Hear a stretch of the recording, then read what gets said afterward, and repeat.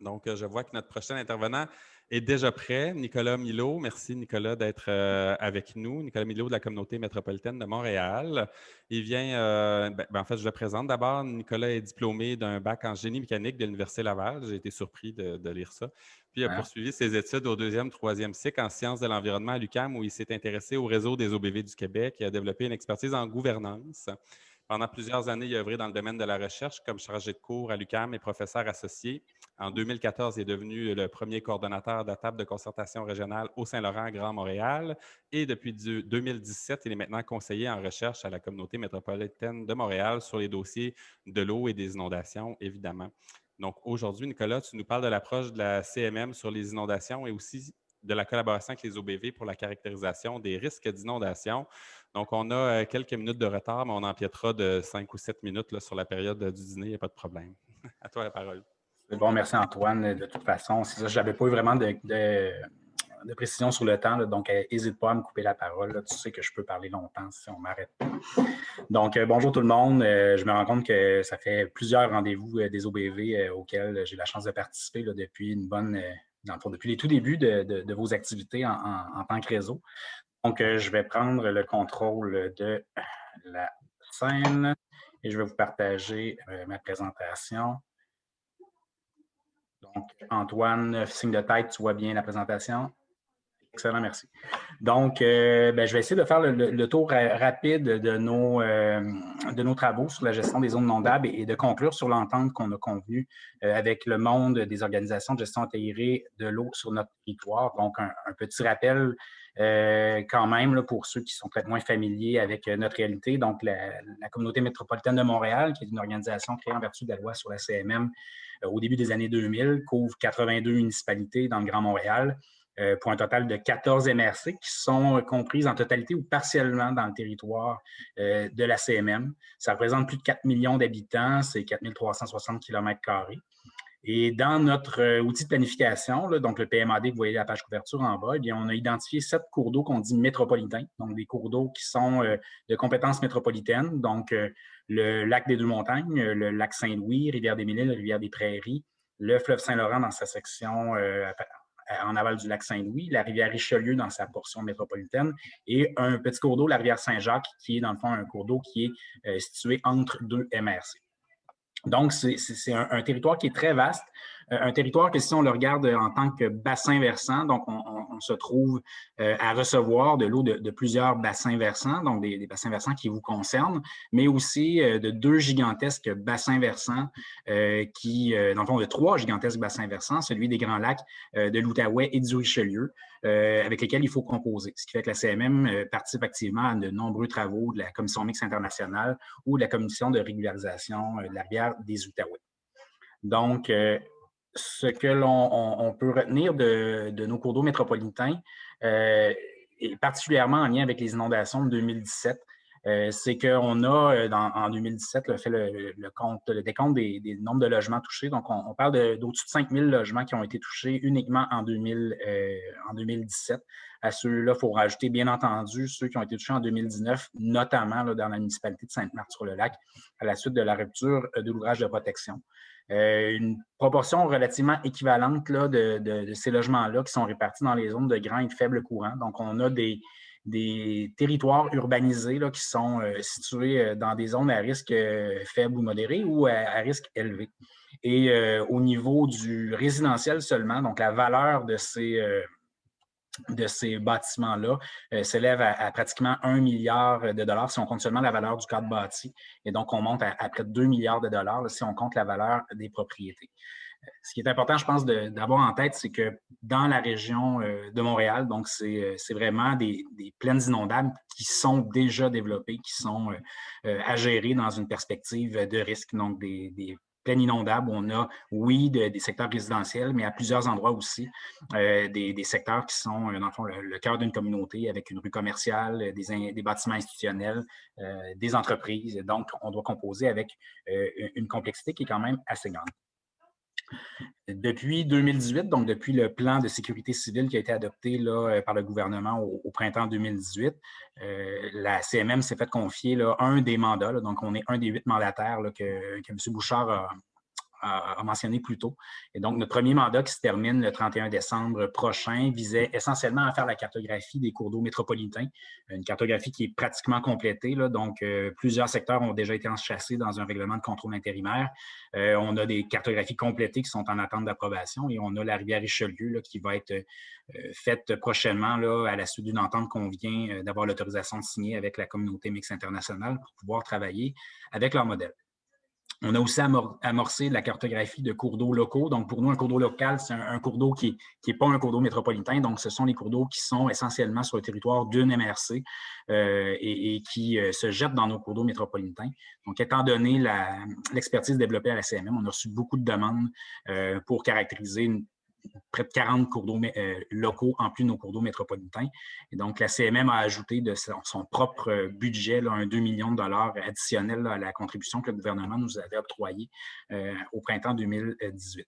On est aussi en voie de rendre disponible un site prévisionnel 3D là, qui va permettre à un citoyen de rentrer son adresse, d'avoir une appréciation à 72 heures là, de l'évolution des niveaux d'eau pour sa propriété. Et on a mis en place un premier réseau de 30 stations de suivi luminimétrique là, qui permettent d'avoir un suivi en temps réel des niveaux de cours d'eau, qui nous permet à la fois de bonifier nos modèles, mais aussi d'alimenter le site 3D prévisionnel.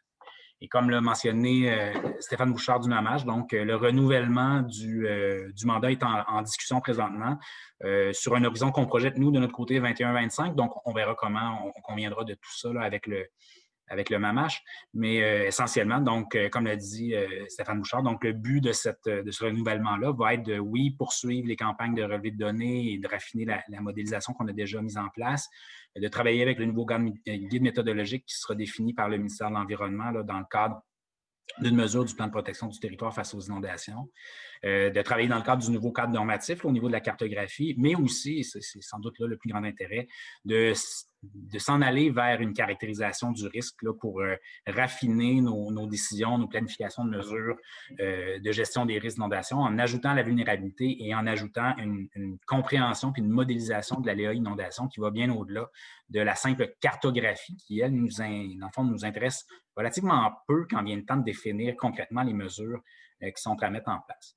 Donc, au niveau de la cartographie, une illustration qui parle beaucoup. Avant nos travaux, eh bien, sur le territoire de la communauté métropolitaine de Montréal, on avait au-delà d'une dizaine de cartes, de cotes, de cartes et cotes, de cotes pas de cartes qui se côtoyaient là, sur le territoire, donc avec des années là, qui s'étalaient là, de 1977 à 2014 en termes de production des données qui permettaient de définir les zones de grand courant et de faible courant. Et au final, eh bien, on aura donc pour l'ensemble de l'archipel de Montréal une approche harmonisée, donc un même modèle qui permet de s'assurer des cohérences et d'éviter les grandes incohérences qu'il y avait auparavant dans la cartographie. Et avant qu'on me pose la question, oui, le Richelieu n'est pas encore sur les cartes. C'est une carte qui a été produite dans le cadre de notre modification de RCI qui vient tout juste d'être déposée. Et on ajoutera bien entendu le Richelieu quand on aura complété les travaux. Au niveau de la caractérisation des risques et des vulnérabilités, on a plusieurs chantiers qui sont déjà amorcés ou qui sont en discussion en vue d'être amorcés. Donc, un des plus importants, c'est celui avec la MRC de Deux-Montagnes là, pour pouvoir accompagner les municipalités de Pointe-Calumet, Sainte-Marthe, Deux-Montagnes et de Saint-Joseph-du-Lac au niveau de la protection de leur territoire face aux inondations. La MRC de Thérèse-de-Blainville, on est déjà engagé avec eux. Au niveau de la ville de Laval, on a déjà 2 engagements et plusieurs autres municipalités de la CMM sont en discussion. Donc, Vaudreuil-Dorion, Varennes, 3 arrondissements de Montréal. Et on a des collaborations aussi avec nos bassins versants en amont, donc bassin versant de la rivière du Richelieu, une entente avec la Commission mixte internationale pour travailler. La gestion du lac Ontario, donc je siège personnellement sur le groupe adviseur là, qui travaille à l'examen accéléré du plan de régularisation 2014 du lac Ontario.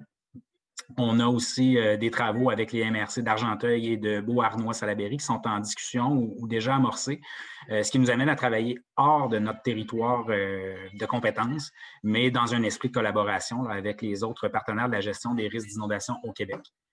Et finalement, je mentionnerai qu'on a également une entente avec Hydro-Québec qui a été convenue pour s'assurer que les données, les connaissances au niveau de la régularisation ou de la gestion des réservoirs là, au nord du bassin versant de la rivière des Outaouais nous soient communiquées dans les travaux qu'on fait. Donc, je vais prendre 2 petites minutes pour vous montrer un élément là, de caractérisation que l'on a produit qui montre quand même vers où on est capable d'aller dans nos travaux. Donc, ce que vous voyez, c'est essentiellement un exercice qui a été produit pour accompagner la municipalité de Pointe-Calumet dans ses efforts pour améliorer ses défenses face aux inondations. Donc, la ville de Pointe-Calumet a déjà une digue en front de lac qui est appelée à être rehaussée pour être davantage résistante pour faire face à des événements comme 2017 et 2019. Mais on a aussi des infrastructures routières ou de pistes cyclables autour de la municipalité qui jouent un rôle de protection et qu'elle n'ait pas été désignée pour faire ce travail-là. Et donc, ce qu'on est capable de faire avec nos travaux de modélisation, c'est d'accompagner les municipalités avec différents scénarios. Là, ce qu'on voit ici, dans le fond, c'est simplement une modélisation d'un rehaussement du lac qui va bien au-delà, vous allez voir à la fin, des conditions que l'on a vues en 2019, qui est notre niveau record, mais qui permet de voir qu'à différents niveaux d'eau, il y a des voies de pénétration de l'eau dans la municipalité. Donc, d'abord en front de lac, ce que vous venez de voir, mais par la suite, par l'arrière, donc il y a un ruisseau qui se jette dans le lac des Deux-Montagnes.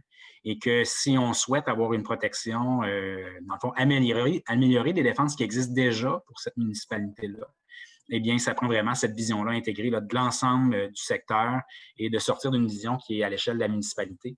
Ce que l'on a vu à la toute fin, là, la rentrée d'eau par le haut, implique que ce soit la municipalité voisine de Saint-Joseph-du-Lac qui fasse certaines interventions sur son territoire. Donc, on est déjà engagé dans ce processus-là et je m'en vais vers la deuxième partie de ma présentation, donc le lien avec les OBV et les comités ZIP du territoire. Donc, sur notre territoire, on doit composer avec quand même 9 organisations, là, plus la TCR, qui est le processus qui les réunit tous. Donc, 6 organismes de bassin versant, 3 comités ZIP, qui sont présents sur notre territoire et qui, bien entendu, sont aussi tous membres de la TCR au Saint-Laurent, Grand Montréal. Et donc, l'esprit de la démarche que l'on a souhaité mettre en place avec eux, c'est de se dire qu'à chaque fois qu'on irait faire des exercices de caractérisation du risque d'inondation sur une portion de territoire, on s'assurerait d'être en cohérence avec les efforts de gestion intégrée de l'eau qui ont déjà été développés dans les plans directeurs de l'eau, les PAR ou le futur PGIR de la TCR. Donc, l'esprit, c'est de vraiment baser sur ce premier niveau d'apport-là. Donc, de faire un lien avec, oui, les visions concertées qui ont été développées par rapport aux inondations, mais aussi sur tous les autres sujets qui vont potentiellement être affectés par les mesures qu'on pourrait mettre en place, que ce soit des mesures de résilience, d'immunisation, de protection ou de relocalisation. Donc, nos objectifs, reconnaître premièrement le rôle légalement enchâssé des OBV de la TCR en matière de gestion intégrée de l'eau au Québec, donc de la loi sur l'eau, mais aussi des comités ZIP en vertu du plan d'action Saint-Laurent. Donc, comme je viens de vous le dire, inclure la vision de gestion intégrée développée par ces organisations-là et miser sur leur expérience de concertation qui sont historiques sur notre territoire. Je pense que ce qui est important aussi de comprendre à ce niveau-là, c'est que la CMM, elle, a une expérience de collaboration avec les municipalités de son territoire. Donc, lorsqu'il est question de collaboration entre les organisations municipales. C'est un travail qu'on pouvait très bien assumer seul, mais aussitôt qu'on parle de gestion intégrée, on devait compter sur l'expérience des OBV, des comités ZIP, pour s'assurer que l'ensemble des parties prenantes, là, à la fois économiques et à la fois du milieu communautaire et des Premières Nations, soient prises en compte. Donc, ce que l'on a fait, c'est essentiellement, on a convenu d'une entente avec les organisations de gestion intégrée de notre territoire. Cette entente-là a été convenue dans les faits avec la TCR, qui, elle, réunit l'ensemble des comités ZIP et OBV du territoire pour un enjeu de coordination, et je vous le mentionnerai plus tard. Donc, ce que l'on souhaite au travers de cette entente-là et ce que les OBV et comités ZIP ont accepté de réaliser avec nous, c'est premièrement de participer de 3 manières à nos travaux. La première, c'est de faire en sorte de faire des portraits pour les considérations autres que la modélisation des dynamiques hydrologiques des cours d'eau pour les territoires visés par nos travaux. Donc, on souhaite qu'à chaque fois qu'on aille, que l'on va dans un territoire, eh bien, que ces organisations-là nous disent comment, dans le cadre de leur PDE, la réflexion que l'on va faire sur la gestion du risque d'affecter certaines dimensions de ces plans-là qui ont déjà été développés en concertation. Deuxièmement, on souhaite que les organisations animent des comités de rivière qui seront associés à nos travaux. Donc, comité de rivière, c'est le nom que l'on a donné là, à nos instances de collaboration qu'on met en lien avec la cartographie, mais qui seront reprises dans nos efforts de caractérisation du risque. Et finalement, dans certains cas, on pourrait demander, en fonction des capacités de chaque organisation, de faire de l'acquisition de données qui nous manqueraient pour faire de la caractérisation de risque. Déjà, en parallèle à cette entente-là, les OBV, les comités ZIP de notre territoire collaborent déjà avec nous pour aller chercher des relevés de délaissés de crues pour raffiner encore une fois nos modèles. Mais dans ce cadre de cette entente-là, on irait vers d'autres types de données qui pourraient être intéressantes à acquérir sur le territoire. Comment fonctionne concrètement cette entente-là? Donc, premièrement, c'est une convention de services professionnels, donc ce qui implique un financement annuel de la CMM. Donc, la CMM finance la collaboration des OBV, des comités ZIP dans le cadre de cette entente-là. Donc, on ne souhaite pas que vous effectuez ces travaux-là à même les conventions que vous avez déjà avec le gouvernement du Québec pour l'élaboration du PDE ou la concertation dans ce cadre-là. On a donc une grille dans le fond, tarifaire qui a été élaborée là, pour les activités de concertation d'un côté et la rédaction de rapports de l'autre côté. La TCR agit comme lien de coordination pour l'ensemble du territoire. Donc, ce que l'on souhaitait, c'est aussi ne pas imposer quelles organisations devraient agir sur quel plan d'eau, notamment pour tous les cours d'eau, comme il a été question un peu plus tôt, là, qui vont au-delà des limites d'un OBV ou d'un comité ZIP. Donc, par exemple, s'il est question du lac des Deux-Montagnes, bien, la CMM ne souhaite pas déterminer qui, parmi les OBV et comités ZIP, doit participer. Et c'est au sein de la TCR que ces organisations-là pourront ensemble définir qui doit participer et comment on peut se répartir le travail. Ceci dit, si plus d'une organisation est appelée à intervenir sur un enjeu, bien entendu, on financera davantage ce projet-là pour les organisations et pour éviter que, dans le fond, qu'on ait toujours une même tarte, qu'on se répartira en trop grand nombre de joueurs. Donc, c'est ce qui est expliqué essentiellement dans le troisième point. On souhaite la participation de l'ensemble des OBV, comités ZIP, pour un plan d'eau. Et finalement, on souhaite faire un lien direct entre les OBV et la CMM lors des mandats. Donc, dans le cadre du mandat en particulier qui est octroyé à un OBV ou à un comité ZIP, ce n'est pas la TCR qui est l'interlocuteur de la CMM, mais c'est la CMM qui intervient directement avec l'OBV ou le comité ZIP pour s'assurer que les travaux soient faits dans la plus grande collaboration.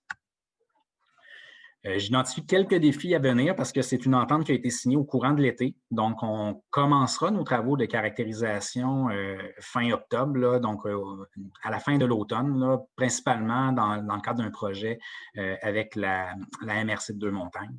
Donc, premièrement, certains défis que l'on a quand même déjà identifiés chez nous. Premièrement, le fait de travailler avec une variété d'expertise chez les OBV et les comités ZIP. Donc, en fonction de votre histoire, chaque organisation, on le sait, vous avez développé certains créneaux particuliers. Certains sont très, très avancés en termes de protection des écosystèmes. D'autres, c'est la qualité de l'eau. D'autres, c'est l'érosion. Donc, on sait que tous les organismes ne sont pas au même niveau sur tous les sujets.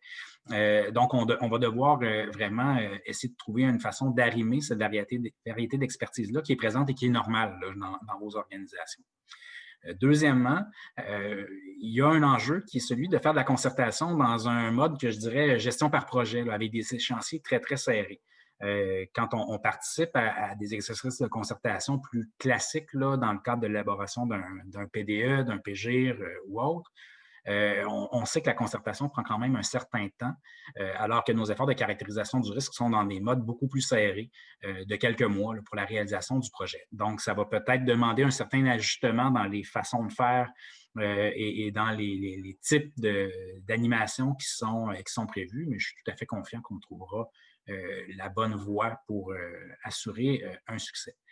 Et finalement, je pense qu'il a été question lors de la présentation là, de Stéphane Bouchard de certains éléments du plan de protection du territoire des inondations. Et quand les organisations comme la CMM travailleront sur de la caractérisation de risque, ce qu'on se rend compte, c'est qu'il y a différentes demandes à venir qui devront être considérées et il faudra sans doute répondre à ces demandes-là ou, un autre point de vue, assurer une cohérence des caractérisations de risque qui seront utilisées. Donc, il y a la réglementation provinciale à venir qui va porter certains critères.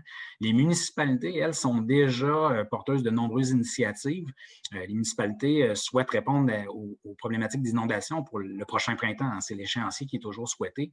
Et dans le cadre de ces travaux-là, souvent, on est très, très orienté vers l'élaboration des plans et devis qui va porter les éventuels projets de résilience ou de protection ou d'immunisation qui seraient envisagés. Donc, le niveau technique qui est demandé en caractérisation du risque est très, très grand. Il y a les règlements régionaux aussi qui sont proposés dans le projet de loi 67, donc qui est un règlement facultatif, un pouvoir facultatif que les MRC pourront utiliser pour faire des planifications régionales de gestion de risque. Donc, ces planifications-là vont devoir s'appuyer sur une caractérisation du risque adéquate. Et les fameux bureaux de projet que M. Bouchard a présentés dans le cadre de sa présentation, qui s'appuieront, comme il l'a été dit, sur les expertises déjà en cours, les efforts qui sont déjà en cours. Il demeure que le contenu de ces fameux plans-là de mesures et la portée de la caractérisation de l'aléa, des vulnérabilités et donc du risque demeure à définir et donc il va falloir s'adapter à l'ensemble de ces considérations-là. Donc, Antoine, j'ai parlé vite, mais je crois avoir pratiquement respecté mon temps. Pile dans les temps, Nicolas, te connaissant, j'avais peur que tu puisses t'emporter, mais pas du tout. Donc, merci Nicolas, super, très, très, très intéressant. Beaucoup de contenu là-dedans, beaucoup de liens à faire aussi avec d'autres éléments qu'on a vus ce matin ou qu'on verra même cet après-midi, notamment la réponse du MLCC au rapport du vérificateur général. On est en cours de discussion pour que les OBV puissent avoir des rôles un peu similaires, là, bien que peut-être pas de la même ampleur dans le cadre du déploiement des cartographies d'infos crues sur d'autres territoires, hein, moins urbanisés certainement un petit peu. Il y a Nancy Dionne aussi qui nous écrit dans les questions et réponses qu'il y a une approche, le même genre d'entente avec la CMQ à Québec et les OBV concernés, que ce sont des collaborations très fructueuses. Donc maintenant, on va prendre les 5 prochaines minutes pour des questions, commentaires de la part de Jean dans l'auditoire. Je vous invite à les écrire dans les questions et réponses.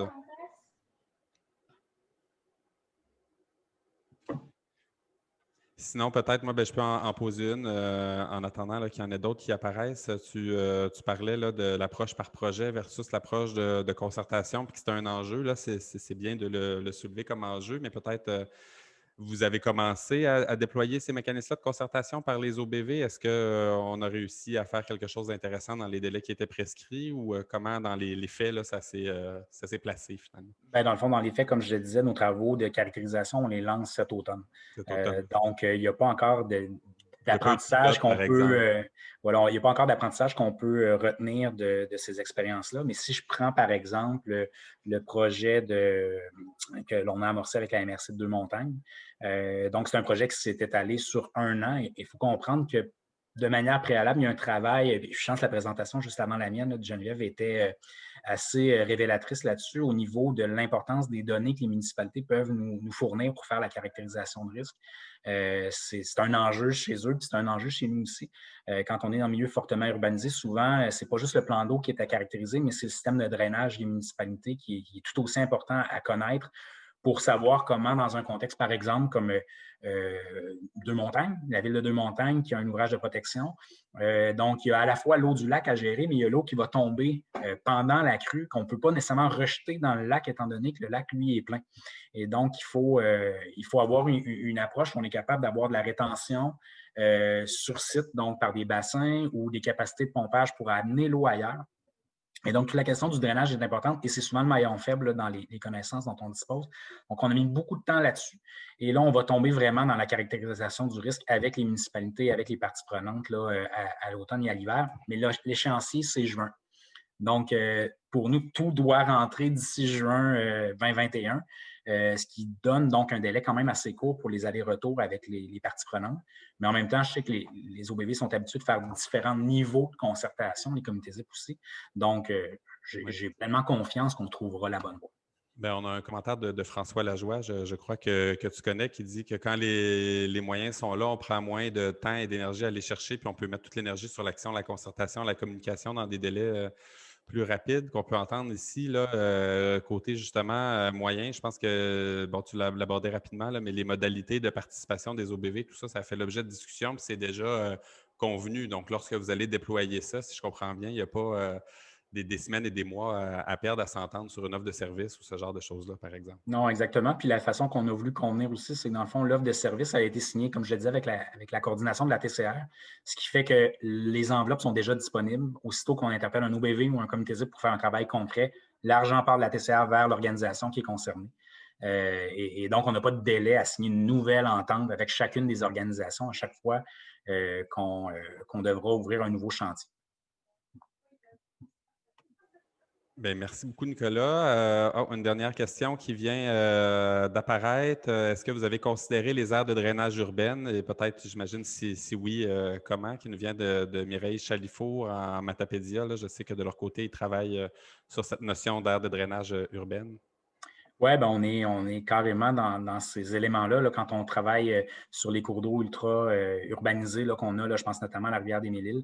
Donc, nous, on a un peu une double problématique. Il y a la problématique du grand bassin. Ce n'est pas parce qu'on réduirait l'artificialisation puis modifierait le drainage urbain sur la CMM qu'on va empêcher de l'eau de l'Outaouais de rentrer chez nous. Cette eau-là vient de la fonte des neiges, de la pluie, puis c'est des crues qui se durent aussi sur des semaines, voire des mois. Donc, l'impact n'est pas le même, mais on a aussi des tout petits cours d'eau sur notre territoire, des cours d'eau très réactifs, des ruisseaux, qui, eux, sont directement liés là-dedans. Et dans le cadre de notre renouvellement d'entente avec le MAMACH, c'est tout ce champ d'expertise-là de drainage urbain qu'on souhaite développer pour à la fois traiter la question du rôle du drainage urbain sur l'apport en eau dans les cours d'eau, mais aussi traiter la question des crues éclairs, là, des flash floods là, qui peuvent, eux, survenir en tout point de territoire. Là. Ils ne sont pas liés avec le cours d'eau nécessairement. Donc, on est en démarrage là, du développement de cette expertise-là.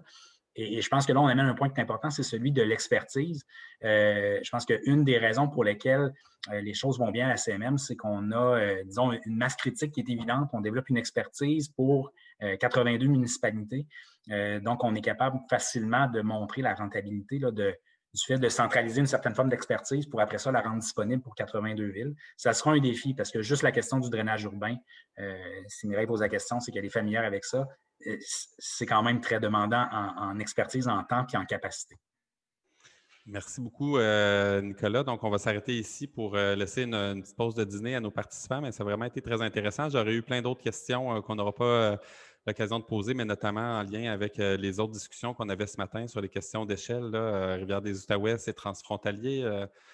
CMM, bon, vous êtes aussi dans le bassin versant des Grands Lacs du Saint-Laurent, donc j'imagine qu'il y a tout un enjeu d'échelle aussi là, qui aurait pu être discuté, mais je suis certain qu'on aura d'autres occasions dans les prochaines semaines, les prochains mois de discuter de tout ça. Donc, je te remercie énormément.